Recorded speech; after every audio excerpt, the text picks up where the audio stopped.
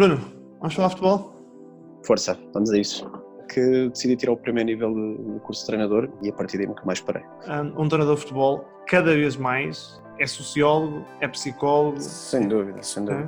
Um treinador que só sabe de futebol não sabe nada, não é? Treinas à noite, treinas 40 minutos, 30, 35, 40, 45 minutos no máximo à noite, às 10 da noite com 40 graus. Conseguimos aguentar o resultado, não levámos muitos, depois trouxemos a eliminatória para Lisboa, assumi o risco de pegar na equipa nessas condições. Estou no hotel às 7h30 na recepção, vem ele com o indivíduo, com um ar duvidoso. Quando ele diz que sim ao presidente, o presidente estica-me a mão, bem-vindo a bordo. Nunca festejei um gol. Foi o gol de Portugal do Éder e esse gol, nunca festejei golos assim.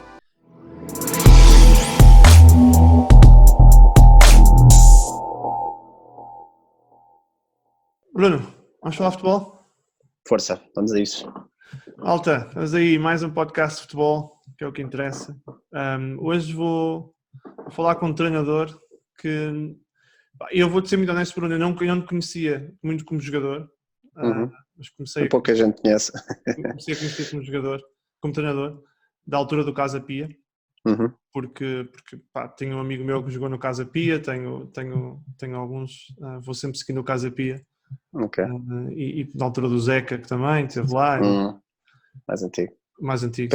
Pedro Santos, boa equipa. Sim, o Salomão, boas equipas. Vou ter aí o Pedro Santos e o Salomão também um dia destes. Boa. Pedro Santos na sexta-feira. Entretanto fui-te seguindo e portanto, fiquei super contente com a tua mudança para a Inglaterra, mas já vamos falar sobre isso. Para quem não te conhece, aí uma introduçãozinha, quem é que é o Bruno? Portanto, o Bruno é alguém que tentou jogar à bola com pouco talento, o máximo que conseguiu chegar foi à segunda liga em Portugal, no Barreirense, carreira passada pautada por segunda B, tive um percurso também na Alemanha, na Regional Liga, que neste momento é a terceira divisão na Alemanha, também uma passagem curta por Inglaterra, que sempre foi o meu sonho, futebol inglês, mas joguei 2 meses em Inglaterra e percebi numa divisão inferior e percebi que não era futebol para mim, para as minhas características. Foi experiência curta e foi bom o remédio, fui-me logo embora. E com uma passagem também por Chipre, pela segunda divisão do Chipre, boa experiência. E pronto, sempre atrás do sonho, sempre em busca da minha paixão, que sempre esforçado, mas que cheguei onde foi possível chegar.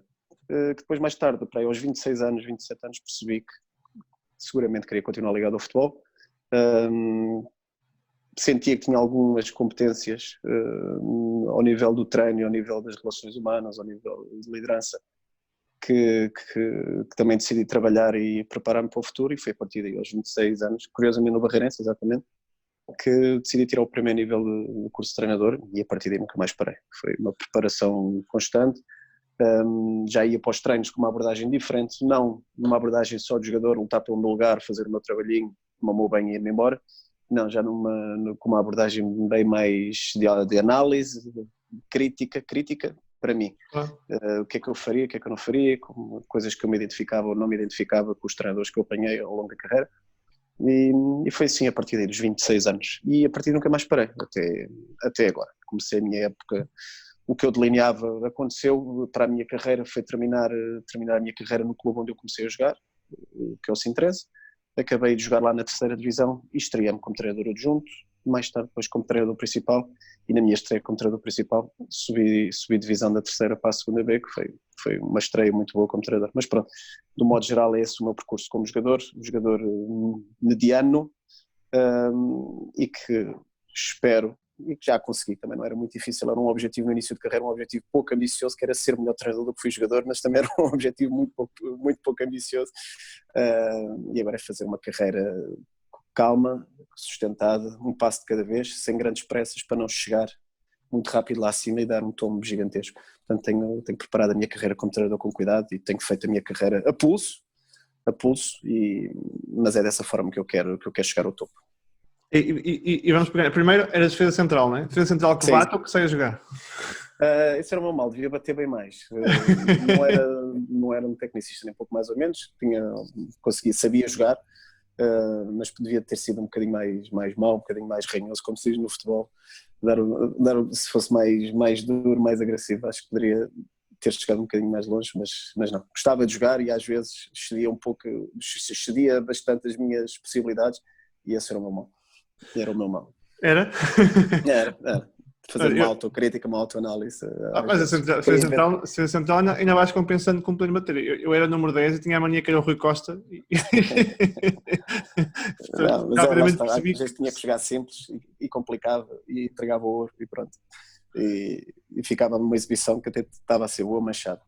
Ou seja, o que eu não peço aos meus jogadores, às vezes eu fazia enquanto jogador. Portanto, pois, é engraçado. Sabes que no outro dia falava com o João treinando uma coisa completamente diferente, em que ele me dizia, explicava-me que os dias de hoje, e tu se cá passas por isso também na Inglaterra e passaste também, com certeza, em Portugal, o jogador já não vive muitas vezes iludido por causa das redes sociais, com os Instagrams e não sei o quê. Sim, a malta perde um bocado a noção de qual é que é a sua qualidade e acha que é medida pelo número de followers, não é? Claro que não é o teu caso, que era uma realidade diferente, mas claro. É uma realidade difícil, não é?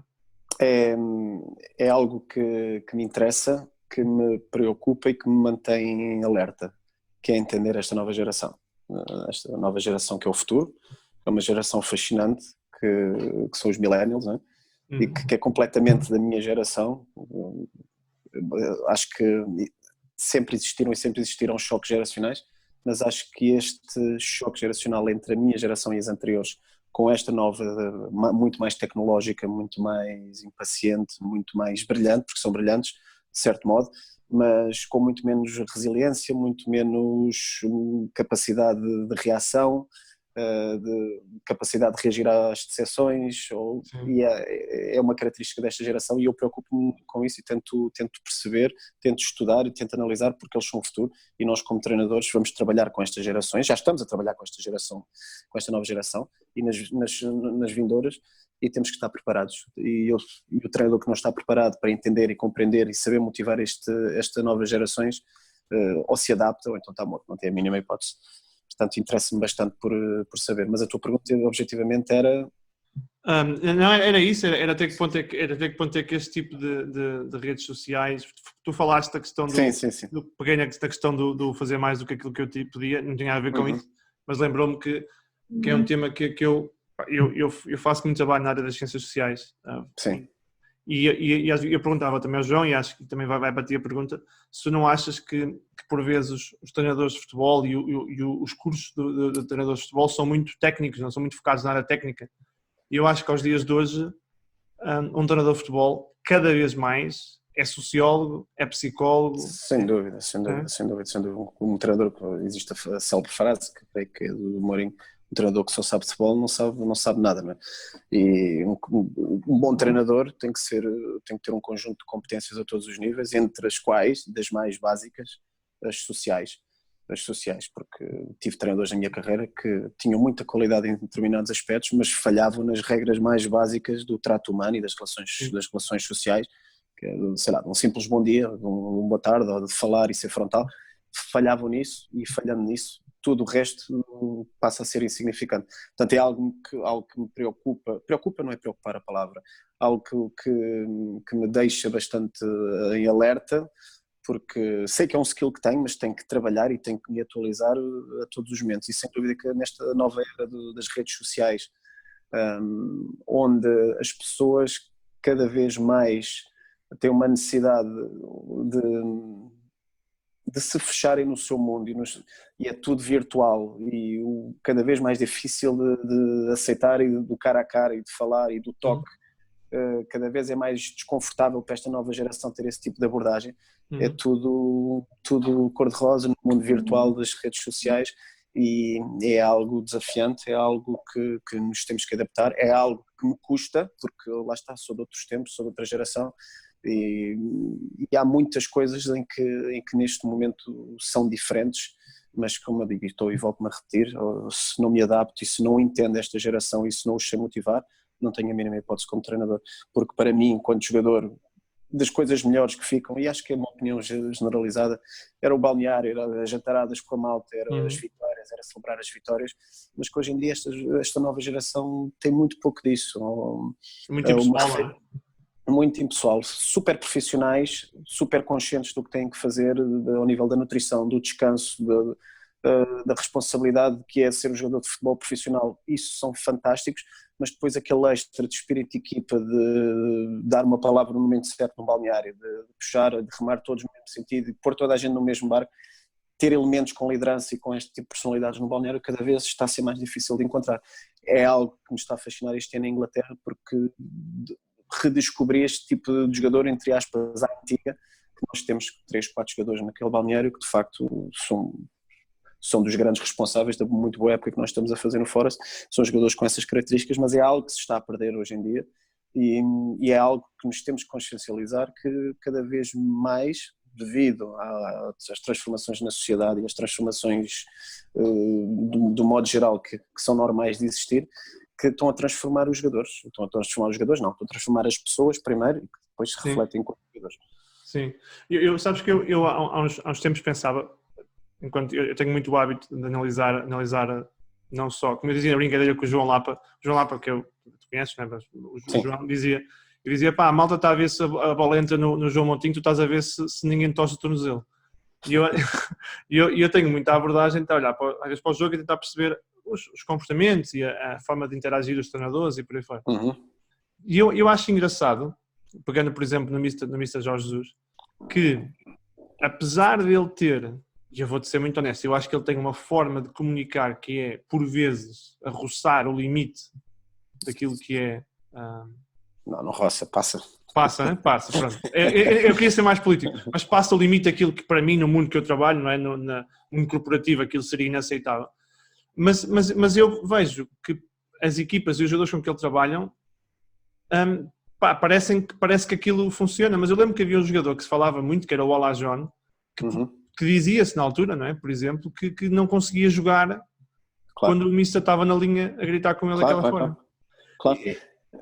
Achas que, e o Mister não há nada contra o Mister, que acho que é um grandíssimo treinador, mas achas que os novos treinadores já têm que também se começar a adaptar mais ao jogador que tem e se calhar não ter que lidar, eu falo pelo mundo corporativo, em que eu não posso falar da mesma forma com o CEO como posso falar com alguém da minha equipa que conheço há muitos anos, não é?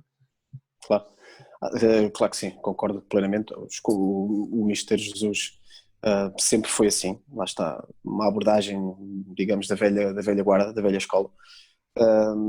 Sempre foi assim e eu tive muitos colegas enquanto jogador que trabalharam com ele e eram unânimes em dizer, pá, é um gajo detestável, uma abordagem que ninguém gosta, que ninguém suporta, é treinador para aguentar uma época, mas aprendi com ele como nunca aprendi com mais nenhum. O que nós estamos a ouvir hoje recentemente, portanto, o Mr. Jorge Jesus é brilhante numa parte muito importante, se não fundamental, que é a componente técnico-tática, que é o treino, que é o jogo, que é a malandrice de balneário, que é entender tudo o que se passa numa equipa de futebol, mas depois, claro, que a nível comunicacional não é o seu forte, para não dizer que é fraco nesse nível, mas que compensa com o brilhantismo que tem noutra componente. Sem dúvida que a abordagem que ele tem com os jogadores hoje em dia, nas gerações vindouras, não terá a mínima hipótese este tipo de abordagem, não terão a mínima hipótese, porque não dá, jogadores completamente que bloqueiam, e isto tem tudo uma explicação e eu interesso-me e leio muito sobre a parte sociológica e o porquê destas novas gerações serem assim. Existem explicações, cada vez mais são crianças que crescem de famílias desmembradas, com pais divorciados e depois tentam compensar as crianças com tudo e dar-lhes tudo, portanto estão habituados a ter tudo, o facilitismo que é a sociedade hoje em dia. Eu lembro-me, eu dou este exemplo que parece ridículo, eu lembro-me que eu em criança queria ver desenhos animados, tinha que esperar uma semana, só dava ao sábado e ao domingo de manhã, até ao sábado ou ao domingo, e esperava, e depois aquela frustração, lembro-me de ser criança, aquela frustração de acabar os desenhos animados e ter que esperar uma semana, mas aquilo estava-me a dar competências de aceitar, da decepção, de aguentar uma semana. É um exemplo que parece ridículo, mas é uma realidade. Claro. São vivências. Se eu queria ter uma dúvida, pegava num dicionário, tinha que folhear. Hoje em dia pegamos um telefone e está ali. Por isso é que a frustração se não acontece nesta geração, se não acontece nada, se não há resultados imediatos, ficam frustrados, ficam desiludidos, há pouca capacidade de reação, e isto são tudo explicações. Claro que aos gritos, chamando a mãe, o pai, a família toda para fazer uma tarefa, cada vez, obviamente, com a transformação que a sociedade está a ter, obviamente que isso é o tipo de abordagem que não vai resultar no futuro, ou poderá resultar com uma meia dúzia, mas com um grupo nem pouco mais ou menos poderá resultar. E é esse o tipo de comunicação que eu tenho. Não a comunicação, porque eu acho que eu tenho essa facilidade também em comunicar, mas o que dizer e em que momentos dizer e de que forma dizer. Porque o que me motivava a mim e a minha geração e o tipo de abordagem que me motivavam a mim já não é a mesma abordagem que se deve ter, porque não é o que motiva esta nova geração. O discurso e as palavras utilizadas e a forma já não é bem a mesma coisa. E temos que nos adaptar. Olha, tu voltando um bocado à tua carreira, tu sais do Sintrense e vais para o Atlético, que estava, corrige-me, na segunda liga, não era? Sim. Foi um bom salto. Foi um bom salto, não foi? Pronto, as coisas correram bem no Sintrense, subimos de divisão e pronto, o grupo de investidores que na altura estava no Atlético decidiu dar uma oportunidade, momentos muito conturbados com a direção do clube e investidores, pronto. Assumi a equipa, uma equipa com 12 jogadores, completada com 6 ou 7 júniores, completamente desmembrada. Estava assim tão mal? Estava, na altura estava.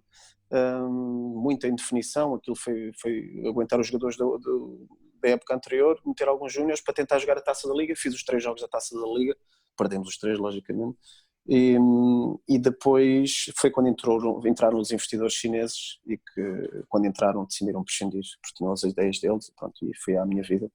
E é um clube que me diz muito, um clube histórico, porque o meu falecido pai, quando jogou, foi os 2 clubes que ele representou, foi o Atlético e foi o Oriental.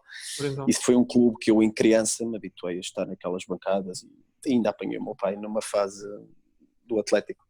Eu quando quis dizer que foi um bom salto, foi no sentido de passares do Sintrense para o Atlético, mas deixou-te mágoa depois a forma como aquilo, porque aquilo foi gerido de uma forma muito... Eu não sabia as razões por trás, não, obviamente que sabia que não tinha sido uma coisa pacífica, mas deixou-te triste porque é um clube histórico e pela forma...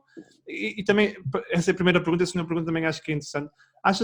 Não achas que a cultura, eu não sei como é que tu vês nos outros países que também andaste, esta cultura do treinador ser tão descartável é uma chatice e é uma coisa que não nos leva a lado nenhum. Sim, sem dúvida. Deixou-me triste na altura, claro, início de carreira, e para um clube entrar numa segunda liga, ainda no meu primeiro ano de treinador, seria algo fantástico, mas vendo as coisas friamente não havia o mínimo de condições para ter sucesso no Atlético.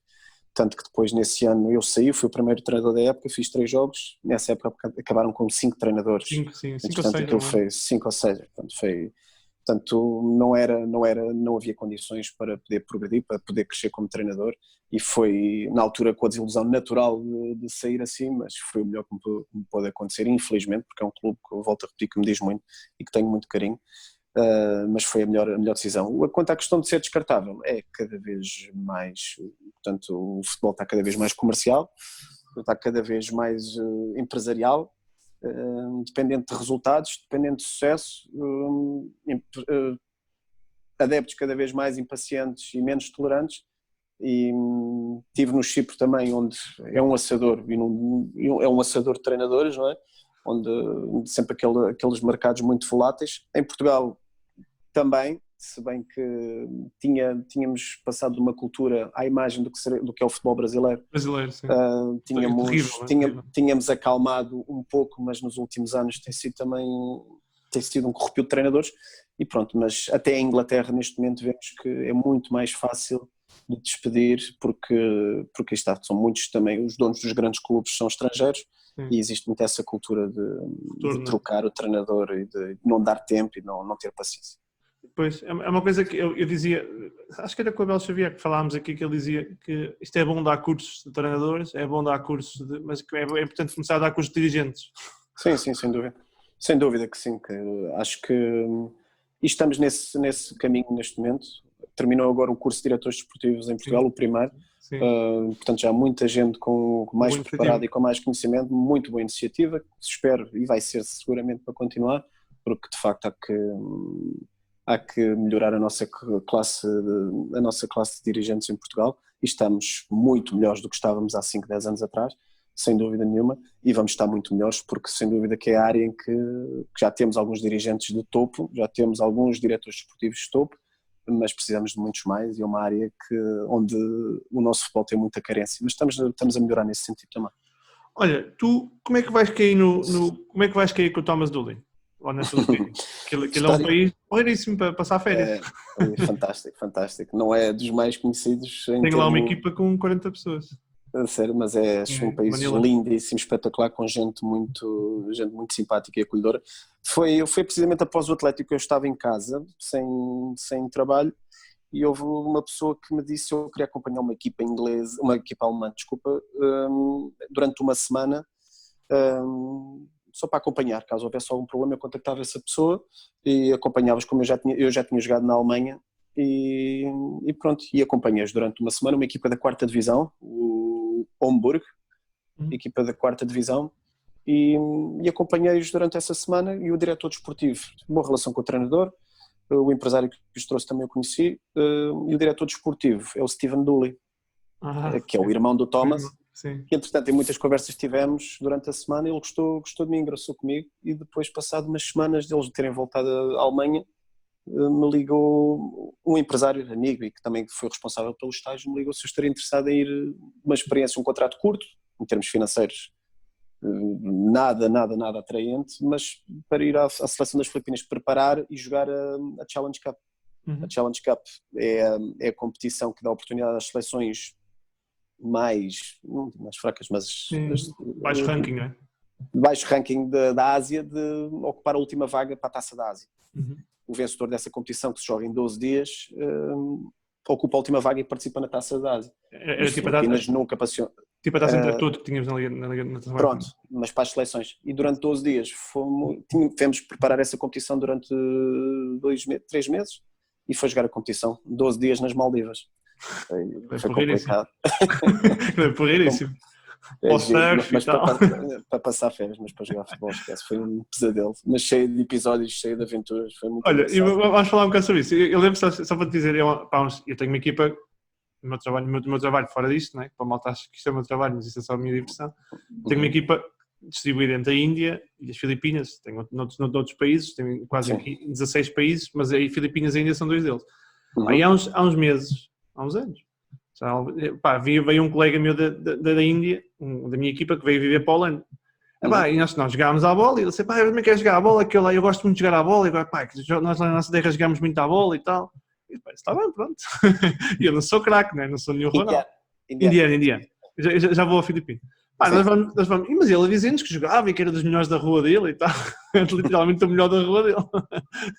Quando fomos jogar, era tipo, estás a ver, ele era um pouco melhor que um cone. Uma garrafa de água meio cheia. Isso. E depois eu tive outro filipino que era mais ou menos o mesmo. E eu perguntava, vamos agora na Filipinas não jogam a bola? Nós vamos jogando aqui e ali. Basquete. Mas é basquete, é isso. Tem todos 1,40 m, mas o desporto nacional é basquete. É uma coisa que me faz confusão, desse tamanho. Todos. Basquete em todo lado, ou seja, lá não vês ninguém jogar a bola na rua, vês tabelas de basquete improvisadas em qualquer sítio, em qualquer lado. São doidos por basquete e luta de galos. É o desporto nacional. Luta de galos. Com transmissão em direto, com pavilhões cheios. É uma coisa brutal. Culturalmente, nada a ver. Mas é um país. E depois foi uma experiência muito gira. Conheci o Thomas. O Thomas jogou Mundial de 90 ao lado do Alexis Lalas, naquela equipa mítica dos Estados Unidos. Foi o capitão de 94 da seleção dos Estados Unidos também. E cheio de histórias, cheio de aventuras. Foi uma experiência muito, muito gira. Chegámos à final da Challenge Cup, algo inédito na história das Filipinas. E construímos uma base, só para perceberes, porque aquilo era tão desorganizado. É isso que eu quero saber, contei. Construímos uma base, ajudei muito, tive muita participação nisso e deu-me gozo, muito gozo de ver as Filipinas agora a qualificarem-se recentemente para a Taça da Ásia, onde o Ericsson é que foi o selecionador, porque, só para dar um exemplo, não havia uma base de dados. Aquilo era um pai de um jogador, por exemplo, dos Estados Unidos, que o meu filho, eu sou filipino, o meu filho está a jogar na faculdade, mandava um vídeo e eles convidavam às vezes para fazer uns treinos, era assim um bocado muito amador, uma coisa muito amadora. E eu, com uma ferramenta muito simples, com o Simples 00, consegui filtrar muitos jogadores filipinos espalhados pelo mundo, porque consegues filtrar os jogadores por nacionalidade no 00. E descobri muita malta interessante, na Inglaterra, na Alemanha, e muitos deles neste momento depois ficaram identificados, nós chamamos alguns deles, depois outros foram chamados mais tarde, e que neste momento são a base da seleção das Filipinas, e que e que foram à Taça da Ásia, que foi algo fantástico. Ainda recentemente jogámos contra o Cardiff e o Neil Etheridge, que era o guarda-redes do Cardiff, onde passar na Premier League, que é o guarda-redes do Cardiff, era o nosso segundo guarda-redes, e estive com ele deu uma camisola, foi um reencontro giro com o Neil, o guarda-redes do Cardiff, que é o guarda-redes titular agora das Filipinas. Foi um reencontro giro. Explica lá isso para quem não percebe, porque isto, uma coisa, nós temos a ideia de chamar os jogadores à seleção, isto quando é como seleções como Portugal, o processo é todo sofisticadíssimo e tal, ligas para os clubes. Como é que é num clube mais Filipinas? Para ligares ao Neil lá? Não, depois é aquilo, só para as pessoas perceberem, a seleção das Filipinas é composta por 90% dos jogadores são meio filipinos. As mães, normalmente muito associadas à hotelaria e a domésticas, viajam por todo o mundo, portanto estão espalhados por todo o mundo, e a maior parte dos jogadores, ou se não quase todos, são meios filipinos por parte da mãe. Depois tem pais alemães, suíços, ingleses, americanos, e é muito interessante. Depois, tanto feito esse contacto, existe a federação, estando referenciados, e depois são convidados, são feito uma chamada, é feita a convocatória normal da Federação Filipina, enviados os fatos para os clubes, onde são informados que o jogador tal está convocado. Nas datas FIFA são obrigados a ir, naqueles jogos, nas datas não FIFA, de jogos amigáveis, não são obrigados a ir, é um bocadinho mais difícil constituir uma equipa, mas é quando se dá a oportunidade a novos jogadores ou novos talentos do futebol filipino, e foi assim que surgiu um ou outro jogador também, foi aproveitando essas datas não FIFA, de jogos amigáveis, que surgiram agora alguns dos jogadores que estão nesta seleção também. Portanto, o processo é feito de uma forma normal. É. Olha, portanto, eu diria que apesar de ter sido um processo estranho e que a futebol não está no nível que... Foi uma aprendizagem do caraças para ti, não é? Muito mesmo, porque eu estando em casa e com poucas perspectivas de trabalhar naquela época, uma experiência curta e deixar a minha família por 4 meses, o dinheiro um valor insignificante, mas poder ter no início de carreira uma experiência numa seleção, porque por mais baixa que seja no ranking, é uma seleção, foi uma experiência muito boa. Foram 4 meses fantásticos, estagiámos 12 dias no Qatar de preparação, a comunidade filipina no Qatar é gigantesca e como fomos recebidos foi qualquer coisa de brutal. Eles, não é? Foi fantástico. Dali fomos para o Bahrein, tivemos mais 12 dias no Bahrein também a preparar a Taça da Ásia, também foi uma experiência fantástica. Foi todo este contexto e o tipo de abordagem que tens de ter, o tipo de trabalho que tens de ter numa seleção e as suas diferenças foi algo muito construtivo e muito importante também na minha preparação para treinador. É algo que tenho, uma experiência que já tenho e que é muito rica e que me enriqueceu como treinador, mas acima de tudo como homem, porque as Filipinas a Ásia é fascinante, as Filipinas é um país também lindíssimo e fascinante e foi uma experiência fantástica. E os filipinos nunca se irritam?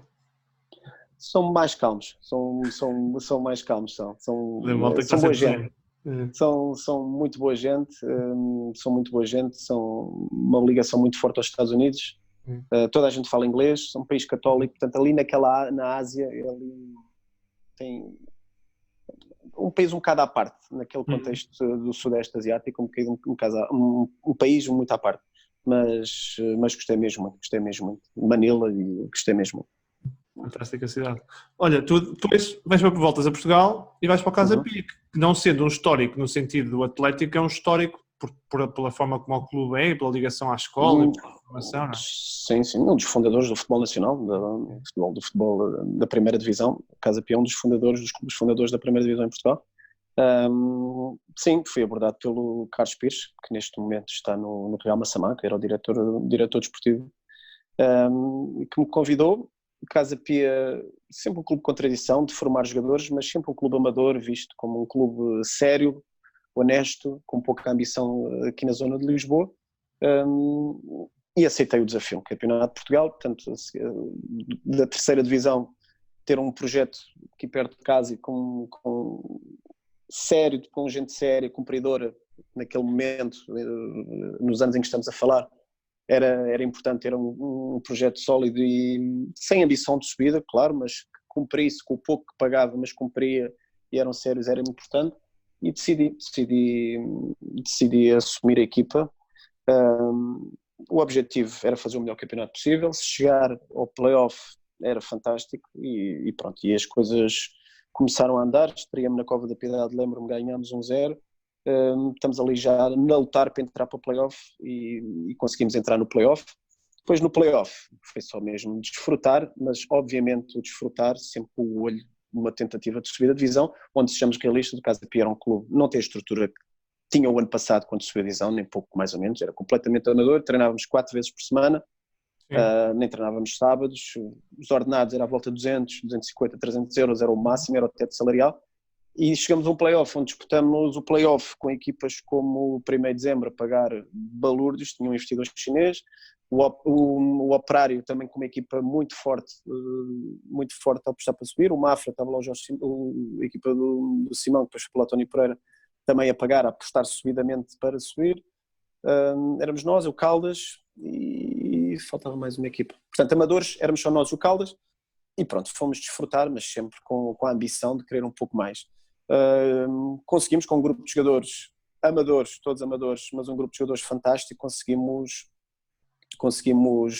nos unir, éramos uma equipa difícil de bater e depois fizemos o milagre, pela primeira vez na história do Casa Pia, estar tão perto de uma liga profissional, da história não, desculpa, na história recente do Casa Pia estar perto de uma liga profissional, e chegámos à final do play-off, onde defrontámos o Varzim.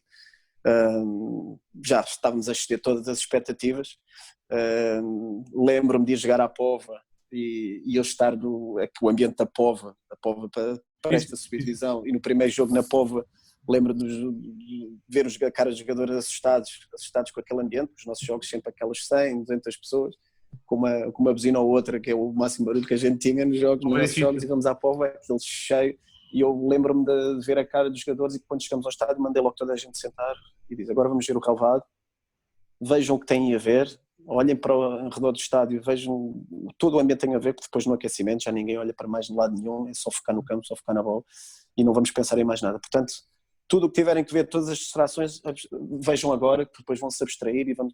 Mas é difícil, mal entramos no jogo, vamos um sufoco, lembro-me, estava uma equipa muito forte, só para ter noção, o Hamilton estava no Aves, o Hamilton estava nessa equipa, tinha o Nelson, o Coentrão, equipa muito forte, um contexto completamente diferente do Campeonato de Portugal na altura, no CNS na altura, mas nós conseguimos aguentar o resultado, não levámos muitos, depois trouxemos a eliminatória para Lisboa. Outra vez o Casa Pia, os adeptos do Varzim encheram o Casa Pia. Foi malta maluca pelo clube. Pá. Foi uma loucura, encheram o Casa Pia, o clube não estava preparado em termos de infraestruturas, tiveram que se abrir setores do estádio que não eram abertos há décadas e invadiram o clube. As coisas começam a correr bem, na primeira parte guarda-redes do Varzim expulso e nós 1-0 e estávamos quase a empatar a eliminatória, mas depois o Varzim com a sua qualidade, até com um jogador a menos, depois empatam já a acabar o jogo e pronto. Fim de sonho, mas lembro-me do presidente do Casa Pia dizer: pá, o mister já não quer subir, não me faça uma coisa destas em tom de brincadeira, mas algo a sério, já não quer subir, já não pode subir, o clube ainda estava com algumas dificuldades financeiras, estavam a tentar resolver, mas já não pode subir, mas pronto, foi a base construída a base e a ambição dentro do clube internamente para o que vinha a acontecer depois de mais duas tentativas, mais uma final também depois perdida com o treinador, o Filipe Coelho, e depois acabaram por subir com o meu amigo Luís Loureiro, acabaram por subir naturalmente e neste momento finalmente atingiram, mas com uma estrutura completamente diferente, nada tinha a ver com a estrutura e com as condições que eu tinha no meu tempo, mas foi sem dúvida um trabalho que me deu muito gozo, muito prazer e vai ser inolvidável, sem dúvida nenhuma. Acho que tenho um grande amigo meu, um dos meus melhores amigos, que é o Gonçalo Marques, que jogou no Casa Pia. Acho que foi até, talvez à época anterior a tu ires para lá, não lembro se foi essa, ele lá ter jogado lá até mais ou menos meados de janeiro de 2013, talvez, porque era o capitão do Casa Pia, ele veio do Fofó, jogou no plantel com o Zeca, com o Pedro Santos. Portanto é anterior, E ele fala muito do Casa Pia. Olha, depois como é que tu vais cair lá cair entre aspas, no Algarve? Um histórico do Algarve, um clube que já teve fases boas, fases menos boas? Na altura, com o trabalho que fiz no Casa Pia, começou-se a falar... Não, antes do Algarve fui ao Qatar. Foste? Essa Fui ao passou-me nos Qatar. números. Eu Fui ao soltei-te Qatar. logo para o Olhanense. Não, fui ao Qatar. Fui ao Qatar um ano. Ok. Fui ao Qatar um ano como treinador adjunto. Fui, pronto, com o trabalho que Pois foste. desenvolvi, O El Jais, não é? começou Foste ao El Jais. LGES, sim, fui para o Exatamente. GES.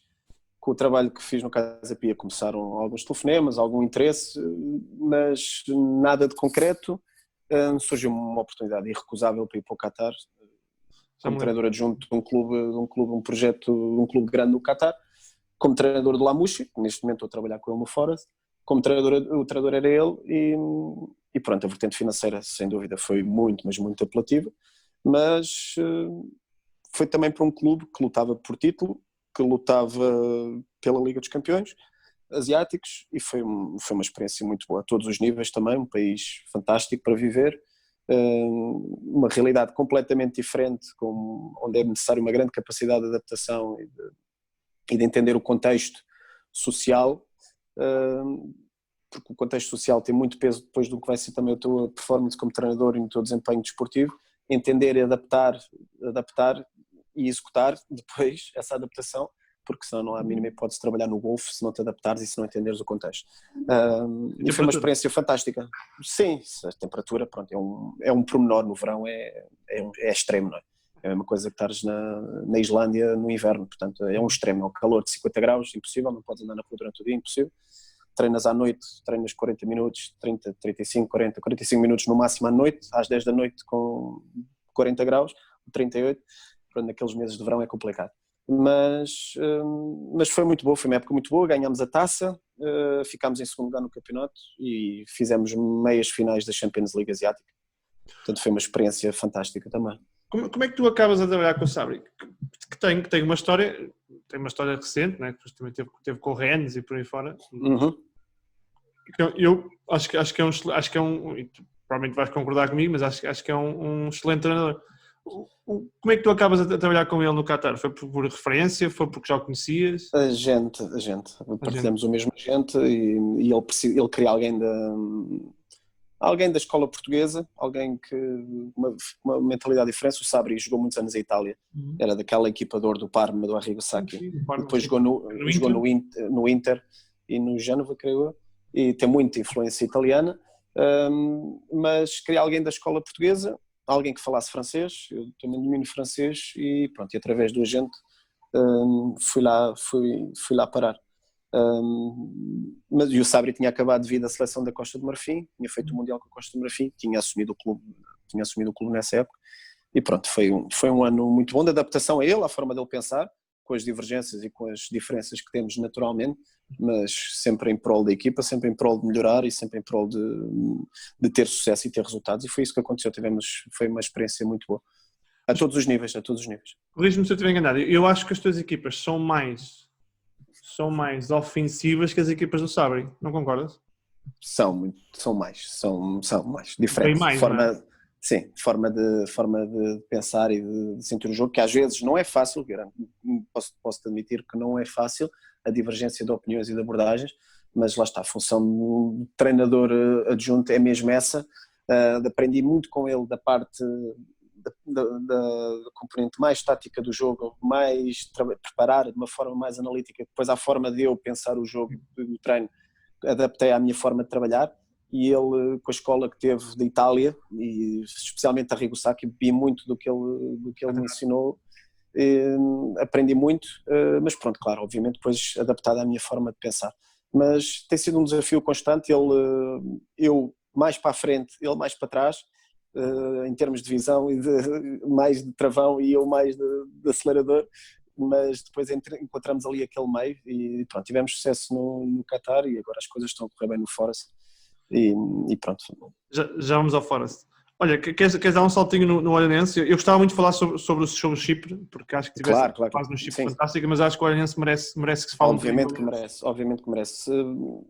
Volta a Portugal, entretanto, trabalho do Casa Pia, cai no esquecimento depois de um ano. É português, não é? Claro, cai no esquecimento e dificuldade em entrar, muita coisa de CNS, mas onde eu queria uma liga profissional para me dar a conhecer e para continuar o meu crescimento difícil, até que surge o Olhanense, com o senhor Luigi Agnolin, que infelizmente já faleceu, o antigo presidente, uma pessoa de quem eu estimava muito e que estimo e que me contactou para assumir o Olhanense. O Olhanense tinha 13 jogos, sim, 13 jogos, um ponto, portanto no fundo da tabela, bem no fundo, em 13 jogos tinha um ponto, era algo inacreditável. Assumi o risco de pegar na equipa nessas condições. Estava muito complicada a situação e pronto, nos 6 jogos seguintes fazemos logo 12 pontos, 12, 13 pontos em 6 jogos, mostramos uma reação, aproximamos da linha d'água, ficámos, creio, a 3, 4 pontos da linha d'água na altura, já estava um fosso enorme quando pego na equipa, estavam para aí uns 9 a 10 pontos, uma normalidade. Juntamos ali ao grupo da frente, mas depois com os constantes problemas com financeiros, guerras entre clube e SAD, um plantel mal estruturado, mal construído na altura, sem querer facilmente sacudir a água do meu capote, que é muito fácil isso, os treinadores muitas vezes fazem isso, não, obviamente com as minhas responsabilidades, mas conseguimos ali uma reação, conseguimos juntar o grupo da frente, mas era uma espiral muito negativa, muita gente a remar em sentido contrário e de facto foi impossível e foi aí que abdiquei, não queria estragar a minha imagem, fiz o máximo que pude enquanto pude, mas até que cheguei ao presidente eu não consigo mais, já nas possibilidades que eu tenho não consigo motivar esta equipa, não consigo pôr esta equipa e assumi que queria sair e pronto, e saí do Olhanense com mágoa, pronto, porque é um clube de uma região de gente simples, trabalhadora, humilde, muito ambiciosa, que quer ver o clube a um patamar mais alto. É um clube com que fica com muito carinho, mas que infelizmente está numa situação, mas estão a reagir e espero que em breve voltem aos patamares onde merecem. Vais para o Chipre, porque eu vou dizer, o AEL de Massol, eu conheço por causa do Orlando que jogou comigo nas camadas jovens, portanto é um amigo que jogou lá, e corrige-me se não estou enganado, com o Jorge Costa. Jorge Costa treinou, o Lito Vidigal treinou, o Silas jogou lá. Isso, exatamente. Como é que vais lá cair? É um clube com alguma história, não é necessariamente um clube de Champions, mas... Não, diria em termos de comparação, Vitória Guimarães. Isso. Tentando comparar, Vitória Guimarães, sim. Na altura que eu joguei no Chipre, o empresário que me levou, enquanto jogador fiz amizade com ele, ficámos amigos até então, e ele sempre em contacto e sempre a acompanhar-me, até que eu vi que o AEL estava ali na iminência de despedir de treinador, e ele liga-me, achas que podia interessar? Claro que sim, o AEL é clube grande, se bem que a situação é muito complicada, um clube muito volátil, com um presidente muito instável, com adeptos ao nível de Vitória de Guimarães, o nível de exigência, uma exigência muito grande, adeptos muito entusiastas, para o bom e para o mal, e ele disse-me essa possibilidade, foi uma aventura com o processo de ter ido para ele. Eu disse claro que sim, ele dá a ideia ao presidente, o presidente fica ali a meio do caminho, não sabe bem o que é que há de fazer, porque eles estavam de facto numa situação muito complicada, os adeptos a quererem bater no presidente, a quererem bater em jogadores, aquilo, pronto, há a boa maneira grega, cipriota, muito volátil. Até que mandam-me ir, o empresário liga-me, vem cá ter comigo, apanho o avião, chego lá, íamos ter reunião com o presidente, chego ao Chipre, o presidente diz não vou poder reunir, porque tentaram bater no meu vice-presidente, isto não vai acontecer agora, desculpem lá venho eu outra vez embora, vim ao Chipre, umas 8 ou 9 horas de viagem, com a escala, voltei, passado uma semana eles fazem mais um jogo no play-off, perdem esse jogo, creio que foi com o Apoel, e ele liga-me outra vez, anda que agora é que é, e eu não vou, que já fui enganado, anda, tens que vir, e apanhei o avião e fui lá outra vez. Chego lá, não me queria receber também, que ele é um empresário, é advogado, aliás, é advogado e sempre muito ocupado, depois lá me recebeu, a reunião está a correr e até que ele fica não seguro, mas já com um pouco mais convencido, porque ninguém me conhecia, obviamente, não é? Não sou o ex-jogador com o nome que as pessoas associam a alguma coisa, portanto ninguém me conhecia, tinha passado na segunda divisão do Chipre, obviamente não é uma referência, e até que ele ficou e diz-me, vai para o hotel então, espera para mim no hotel, o presidente diz-me, espera para mim no hotel e logo às 7 e tal da noite, isto era hora do almoço, às 7 e tal vou ter contigo. estou no hotel às 7h30 na recepção, vem ele com um indivíduo, com um ar duvidoso, ar muito duvidoso, e depois que ele me apresenta que era o chefe da claque. Era o chefe da claque, e senta-se, ele apresenta-me o chefe da claque, este é o Bruno, que eu te falei, em grego, ele não falava inglês, não fala, que é ele que eu te falei, e eu depois, com o básico de grego que eu tinha misturado com inglês e o presidente a traduzir, tive uma abordagem de conversa, de café com ele, e a dizer-lhe o que é que eu queria fazer do AL, quais eram as minhas intenções, qual era a minha ideia, e o chefe da claque anuiu uma vez assim com a cabeça para o presidente, e quando ele diz que sim ao presidente, o presidente estica-me a mão, bem-vindo a bordo. Portanto, foi ali uma entrevista de trabalho. Quase à máfia, pá. Isto é verdade. Isto não é, não estás a participar lá nesse mundo? Não. Também não cresci num ambiente fácil. Não cresci num ambiente fácil e, portanto, não é algo que me assuste. E pronto, tive essa abordagem e a partir daí fui para o AEL e é um clube muito, muito, muito especial para mim, a ligação que eu criei com aqueles adeptos e o que nós fizemos, porque a equipa estava no fundo no play-off, faltavam poucos jogos para acabar o play-off, e o play-off é as 6 equipas, as 6 equipas que jogam entre si, portanto só derbys, a Apoel, a AEL, o AEK, o Anorthosis, portanto o Omonia, só derbys, só jogos super difíceis. E conseguimos qualificar a equipa para a Liga Europa, que era algo que já não acontecia há uns anos valentes. Conseguimos essa qualificação, os adeptos ficaram radiantes, porque a época estava praticamente perdida e conseguimos qualificar com o 4º lugar para a Liga Europa. Foi algo fantástico, mas a relação que eu criei com aqueles adeptos e o carinho que eu sentia naquela cidade, uma cidade fantástica para viver, Limassol, é algo muito especial e é algo que eu nunca vou esquecer. São adeptos muito especiais, é um clube mesmo muito, muito, muito especial para mim. Tenho muito carinho quando penso, e foi de facto um ano e meio fantástico, não é?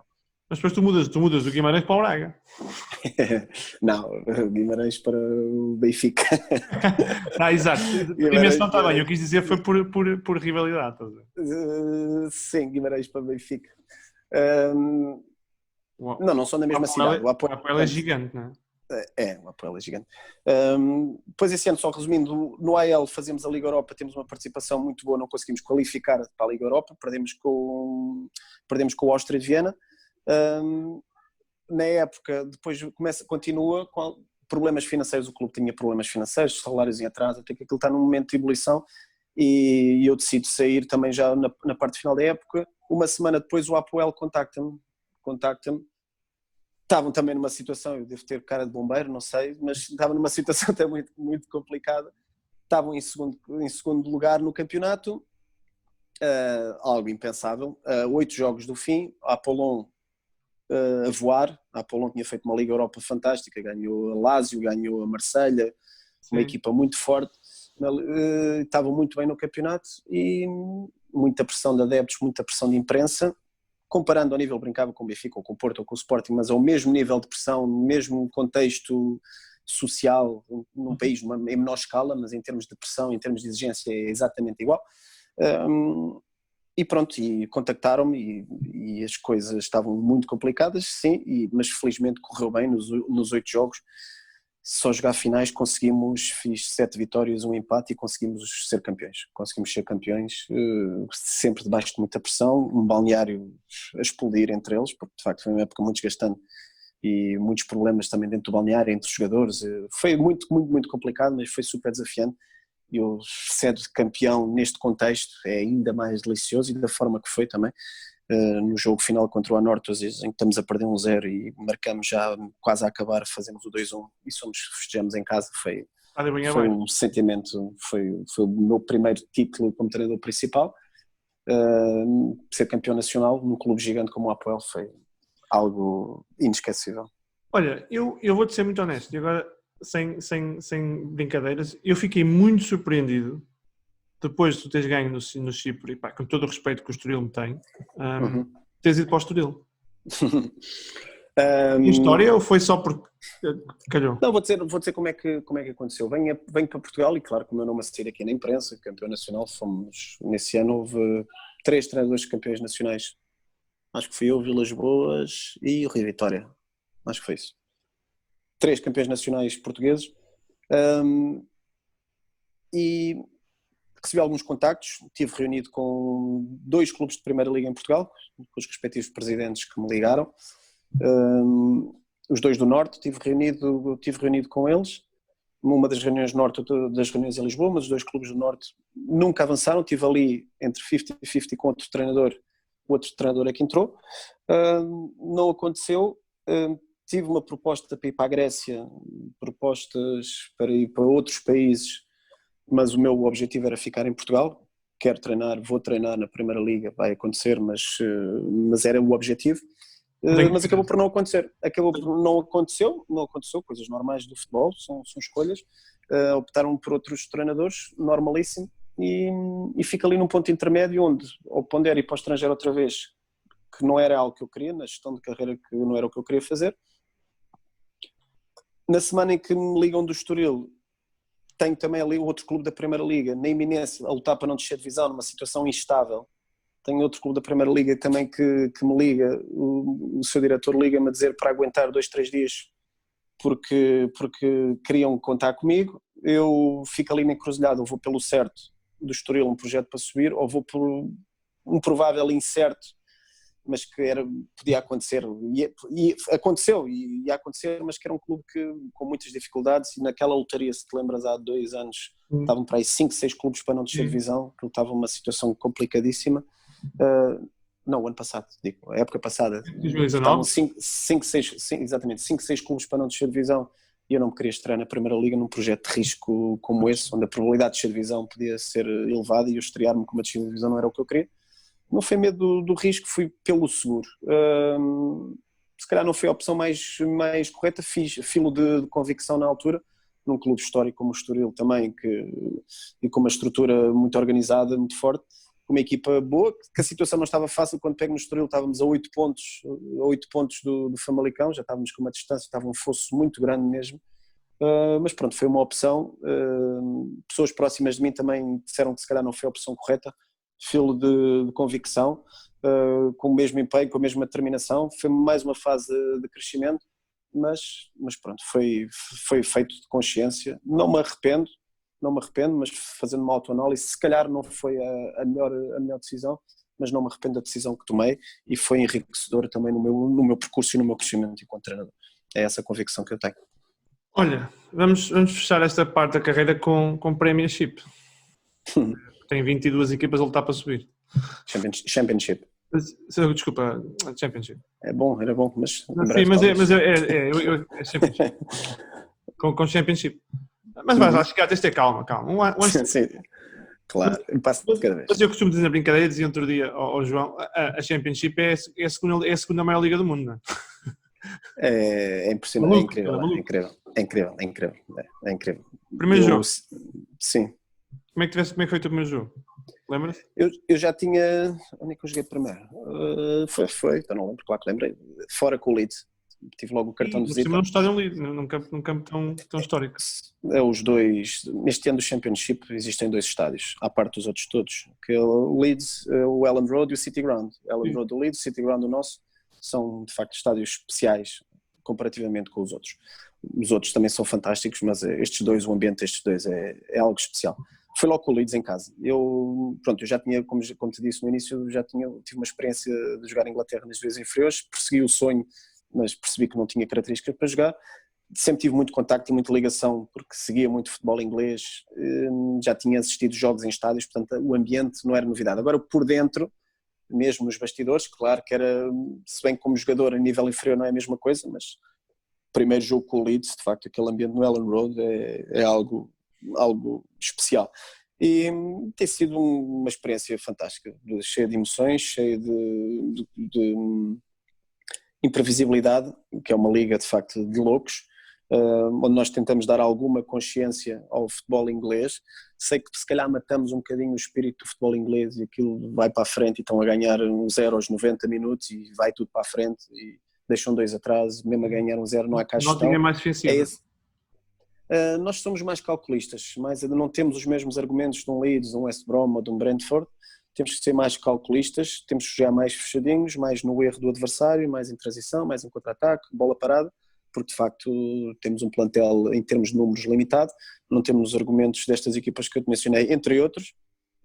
Isto não é aquele choro fácil de orçamento, não, é realidade, é constatar um facto. Temos um ponta de lança, uma opção válida, forte no plantel, não temos uma opção, caso ele se lesione ou caso aconteça alguma coisa, não temos recursos, portanto temos que ter uma abordagem um pouco diferente e que está a resultar, se é o que me realiza enquanto treinador, ou se é assim mas sempre fiéis à nossa ideia de jogo, se bem que eu não sou o treinador principal, a adaptar, claro, ao trabalho em conjunto com o Sabri, mas acima de tudo ser realistas ser conscientes e realistas das nossas limitações e ter consciência do que podemos e não podemos fazer com a nossa equipe.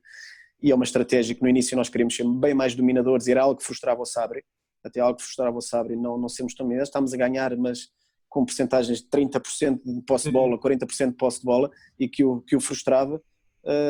A forma que ele idealiza o treino, que ele acha que o treino, as equipas nunca vão ser muito dominantes da forma como trabalhamos, mas agora somos super venenosos, super letais em transição, e é uma virtude.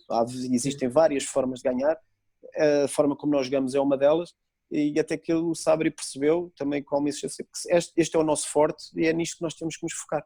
E pronto, e focámos na nossa melhor forma de jogar com os jogadores que tínhamos, e tem dado resultado no campeonato. É o campeonato, sem dúvida nenhuma, digo isto de convicção, o campeonato mais equilibrado do mundo. Não tenho. O último ganha o primeiro com facilidade, não com facilidade, mas é muito provável o último ir a casa do primeiro e ganhar. Sim, E são poucos os campeonatos da Europa onde isso acontece. Olha, uma nota à parte, se precisares de um ponta de lança, eu consigo jogar bem entre linhas. entre a linha final e a linha de espectadores. Eu entre linhas, entre o balneário e sou muito de acordo. Achas que esta experiência mesmo como treinador adjunto é daquelas que te vai marcar para o resto da tua carreira? Todas elas se marcam, obviamente, mas há umas marcam mais que as outras. Vou-te ser sincero, depois do Apoel tive abordagens, isto é verdade, não é? Tive muitas abordagens, algumas abordagens de Médio Oriente, de Kuwait, Bahrein, Arábia Saudita, não clubes de topo, mas em termos financeiros algo muito, muito, muito, muito atrativo. Grécia continua a ter, Chipre continua a ter, mas é neste lado da Europa que eu quero trabalhar, é neste lado que eu obviamente para a Inglaterra não tenho nome nem tenho estatuto para entrar num campeonato como a Championship, ainda não tinha, é muito difícil, até pode acontecer, dou-te o exemplo, o Christiansen, que me antecedeu, o Christiansen era um antigo treinador do Apoel, foi campeão no Apoel, depois foi treinador do Leeds. Aconteceu, mas lá está, com a sua rede de contactos conseguiu entrar no Leeds, as coisas até não lhe correram muito bem, mas tinha consciência que para trabalhar numa liga de topo não tem ainda nome nem estatuto. Forma de entrar, surgiu esta oportunidade de entrar como treinador adjunto, ter esta experiência, conhecer o futebol inglês, ter esta vantagem de conhecer o futebol inglês, a mentalidade, porque é difícil, é desafiante, as pessoas não pensem por terem aquele glamour de Inglaterra, que é tudo uma perfeição, que é tudo, não é difícil, há que perceber a mentalidade, há que perceber o contexto, do que se deve fazer, o que não se deve fazer. Há a imagem do que de ir para a China ou ir para o Qatar, ali também tem que existir uma adaptação e tem que haver um conhecimento e adaptar a forma de trabalhar, algo que o Sabri tem feito brilhantemente, obviamente com a minha ajuda e a ajuda do staff tem feito, mas temos feito isso muito bem, essa adaptação, porque existem pormenores culturais do jogador inglês que são muito específicos e que temos que saber lidar com eles. E temos feito isso, as coisas têm corrido bem, mas sem dúvida que isto, para a preparação que eu estou a fazer e para o arcabouço que estou a ganhar depois de 2 anos no Chipre, eu digo que no Chipre estive no ginásio a trabalhar, a preparar-me para o futuro, e de facto é muito, muito, muito, muito, mas muito difícil trabalhar no Chipre, com a mentalidade, com aquela instabilidade constante. Agora estou num contexto diferente, mais consciente, mas com donos gregos, é o dono do Olympiacos, é o dono do clube, com muita gente grega a trabalhar, portanto eu já conheço também a forma de pensar grega e a forma de estar associada também à mentalidade inglesa. Tem sido uma preparação constante para o meu futuro, para o que eu quero no futuro, que é trabalhar nas melhores ligas. Está a ser muito útil, está a ser fascinante, tenho um papel muito ativo no que diz respeito à equipa, o Sabri tem essa confiança em mim, já temos trabalhado juntos e também reconhece as minhas capacidades, tem muita influência também do ponto de vista da decisão e de influência em torno da equipa, e é isso que me também está a dar muito gozo, ter essa experiência, mas lá está, não estou exposto como está o Sábio, sempre a protegê-lo, sempre a proteger o trabalho, mas está a ser muito bom mesmo, estar a perceber e ter esta experiência para o meu futuro, sem dúvida. Diz os ingleses, tiveste a flying start. Tivemos, sim, foi no começo. O Forest é um clube gigante, já tinha noção, mas tinha noção, mas quando estamos dentro é que percebemos. É um clube gigante à escala mundial, atenção, à escala mundial, não estamos a cingir a uma cidade, à escala mundial. É impressionante os testemunhos que temos de adeptos de muitas partes do mundo. É um clube que tem estado adormecido, que há mais de 10 anos que não disputa o play-off para subir divisão. Há muitos anos mesmo que não está na Premier League. É um clube que se habituou a ganhar, com o Clough ganhou as 2 taças de campeões europeus, foi campeão inglês uma vez, foi muitas taças à mistura, e são adeptos que estão, entre aspas, adormecidos. Nós conseguimos estimular um pouco o espírito do Forest este ano. Temos tido médias no Championship de 27 mil e tal, média de espectadores, jogos em casa sempre 28, 29, sempre praticamente cheio. Conseguimos estimular, conseguimos acordar o monstro, mas obviamente estamos em posição de play-off, que é algo que já não acontece há muito tempo. O clube tem ficado sempre do meio da tabela para baixo, sempre a lutar para não descer de divisão, e este ano estamos ali a lutar pelo play-off, e há pouco tempo estávamos a muito poucos pontos de Leeds e do West Brom na frente. Tem sido uma época muito positiva, que ainda não acabou, faltam 9 jogos, vamos ver o que é que vai acontecer. Foi bem esta paragem, não é? Vocês vinham bem, esta paragem não vos beneficia. Pois não foi a melhor, não foi o melhor timing, se bem que até não tínhamos, nos últimos 2 jogos não tivemos assim muito bons resultados, mas claro que não foi uma paragem boa para ninguém, tendo em conta o contexto a que se deveu esta paragem. Mas ainda vamos a tempo, eu acredito que vamos ter que jogar, não sei como, mas vamos ter que jogar, esta época vai ter que acabar, é impensável não acabar, não sei de que forma, honestamente, mas vamos ter que acabar. Agora ainda existe muita expectativa, conseguirmos um lugar no play-off seria algo fantástico mesmo. Impensável com os recursos que tivemos e com o que tivemos que batalhar durante o ano, era muito difícil de acreditar. Ainda estamos ali, ainda não aconteceu, estamos bem mais perto do que estávamos há 2 ou 3 meses atrás, vamos ver como é que isto vai acabar, mas esta paragem não foi benéfica, não, vamos ver agora, tentar, mas vai ser uma constante adaptação para todos os clubes, porque ninguém sabe em que ponto é que vai estar, se bem que andamos em cima dos jogadores, andamos a tentar que eles não percam o ritmo competitivo, mas vai ser difícil. Vamos ver o que é que vai acontecer. Bruno, ainda temos jogos muito desafiantes pela frente. O momento que mais te marca no futebol, seja contigo, seja a vez, qual é que é aquele momento que ainda te arrepia? O gol do Éder. O gol do Éder? Sim, o gol do Éder, termos sido campeões europeus. E o meu título no Apoel. O jogo em casa com a Nortas, e eu entro dentro de campo a correr, a festejar, onde fui buscar, onde passou tudo pela cabeça, toda aquela pressão daquilo, soltei tudo, e festejar aquele gol nunca festejei um gol, foi o gol de Portugal do Éder, e esse gol, nunca festejei golos assim, onde me lembrei de muita coisa, me lembrei do meu falecido pai, veio todo um misto de emoções, foram sem dúvida os 2 momentos mais marcantes. Bruno, muito obrigado. Nada, foi um prazer ter participado, e é de louvar estas iniciativas, a tua iniciativa, e de dares voz e de falarmos apenas de futebol e de experiências, é algo sem polémicas, sem problemas, é algo muito positivo. Obrigado pelo teu convite, foi um prazer ter participado. Um abraço. Um abraço a todos.